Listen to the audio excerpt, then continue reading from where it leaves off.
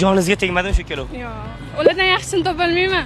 Kelinglar, bu yoqqa kelinglar. Keling. Gap bor, bu yoqqa kelinglar. Voy bu. Kelmasanglar bu yerga tegib ketinglar iloyim.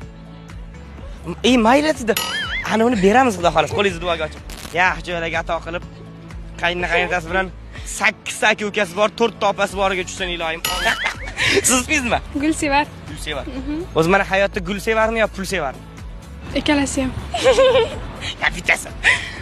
Pul sevar. Nega?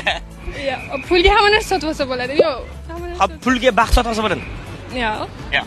Turmushga chiqmagansiz. Siz mana baxtlimisiz? Ha. Nimangiz bilan baxtlisiz? Oilam borligi, ota-onam borligi, o'zim xohlagan universitetda o'qiyotganim. Hamma yaqinlarim yonimdaligi bo'ldi. Shuni o'zi yetadi. Yetadi. Ha, endi siz bilan bilinch savolni o'yin o'ynaymiz. Birinchi savol mana tez savol beraman, tez javob berasiz. Tayyorsiz? Yolg'izlik qo'rqinchlimi odamlar? Odamlar. 5 yil avvalgi o'zingizni nima bilan ogohlantirgan bo'lardingiz? Hech kimga ishonma. O'qishingni o'qi faqat. Shuni o'zi. Shuni o'zi. Yomon xotiralar ko'proq yig'latadimi yoki yaxshi xotiralar? Yaxshi xotiralar. Katta odam bo'lishni istardingizmi yoki katta bo'lishnimi? Katta odam bo'lishni. Katta odam sabab? Kechirish qiyinmi, unutishmi? Unutish. Tanlang, bir hafta pulsiz yurish yoki telefonsiz?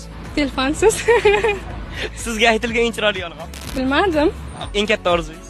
Stewardessa bo'lish. Siz stewardessa qanaqa gapirasiz biroz? Yo'q. Bunchalar zo'rsan.